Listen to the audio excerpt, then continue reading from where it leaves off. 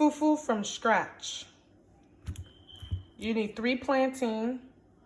What you want to do is you want to cut it up in little diced slices. That way you can blend it in the blender and it's gonna get kind of mushy. Now for the fufu, you can use plantain and cassava or yams. You need starch, in other words.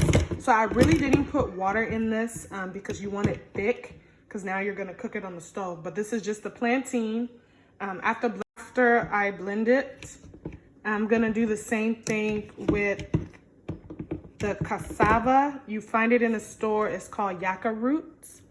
And I'm gonna show you guys how it look like in a minute. And this is what the yam look like. You can also use yucca roots to make the fufu.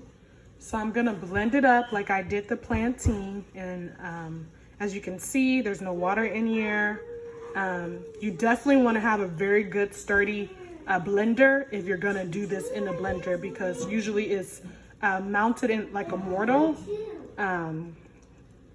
or in a really deep bowl that you can really squish these down. But I'm gonna use a blender.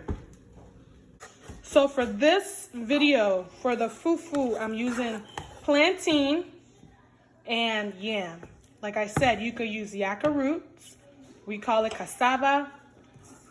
It's just, this is what I had, and this is what I decided to use. You need starch. So you're just using, my stove is on medium, and this is just gonna be a lot of stirring and beating process. Through this whole thing, you're gonna be stirring it, you're gonna be beating it. You don't want it to burn. This thing cooks quickly, as you can see in the bottom, it starts to cook pretty quickly. So you wanna stir it and beat it. It's gonna get like a starchy texture. So as your fufu starts to cook, you're gonna notice it's gonna get really, really thick. And it's gonna start looking a little bit more starchy. This is the texture you want, guys. This is what you want it to look like.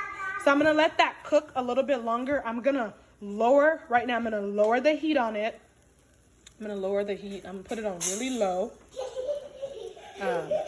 And then I'm gonna cover it up and let it cook just for a little bit, maybe 5 minutes. I'm gonna cover it up and let it cook for 5 minutes. So this is what your pot is gonna look like after you cut up all your ingredients. Again, when it comes to pepper soup, you wanna cut up everything you feel like, put it in it. That's what you're gonna put in it. I like to put the vegetables and let it steam with the vegetable before I add water. My first seasoning I'm gonna use is garlic powder. And if you don't know how much garlic powder to use, the safe side is to buy the garlic whole and just cut up 2. But since this is pepper soup, I like to really put enough garlic. Then the next season I'm gonna use is onion powder. Even though there's onion already in it, I'm still gonna use the onion powder. And again, you just sprinkle it. So if you're looking for measurements, I would say half an onion is fine. If you're gonna add half an onion, you don't need to add the onion powder. I do anyways, it's a texture thing for me. If you're gonna use the salt-free original blend, I would say half a teaspoon, so throw it in there. So half a teaspoon of this over your vegetables and your meat. Black pepper, the same thing. You want to use half a teaspoon of black pepper over your vegetables.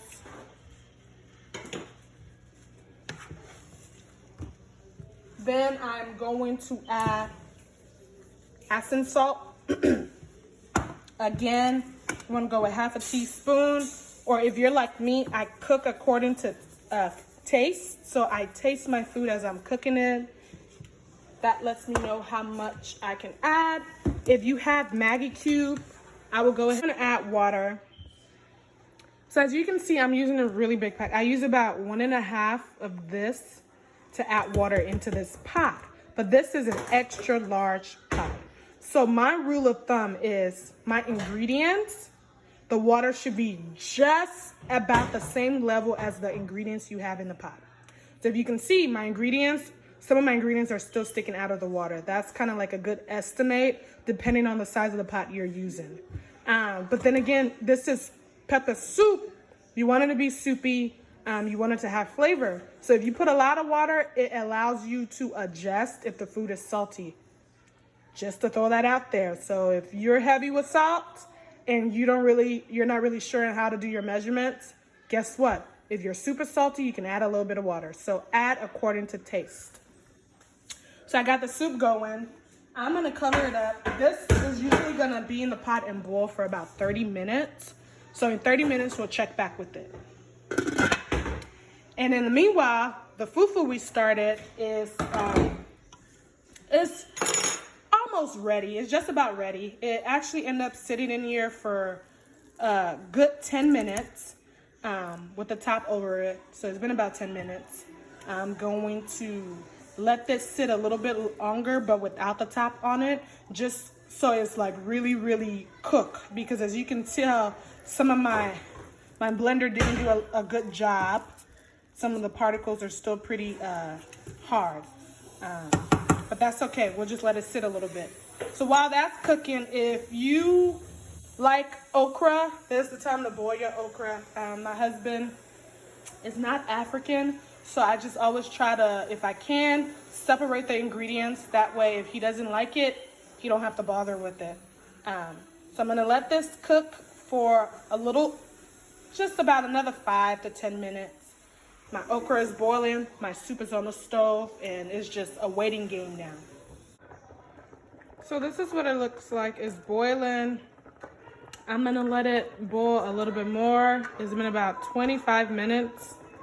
You don't want too much water, so I'm gonna let this dry out a little bit, and then I'm gonna show you guys what it looks like.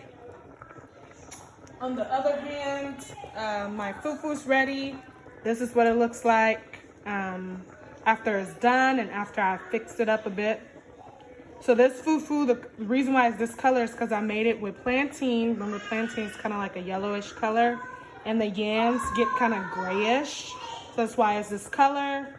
But if you just want it like a yellowish color, it'll be safe to just go with the plantain fufu. So this is plantain and yam fufu made from scratch. So this is towards the end of my soup. Now would be a good time to make sure it is seasoned to taste. If it's not, you want to add a little bit of seasoning. Mine is. So this is about the end of my video. I'm not gonna let much water go out of it because, like I said, I like mine to be really soupy, and I have a full house. So you can taste it. If it's salty, you want to add a little bit of water. If it's not salty, if it's salt less, you want to let it dry up a little bit. You can sprinkle a little the pallo seasoning on it. But this is it for me, and I'm going to show you guys how it looks in the bowl, and it's ready to be served.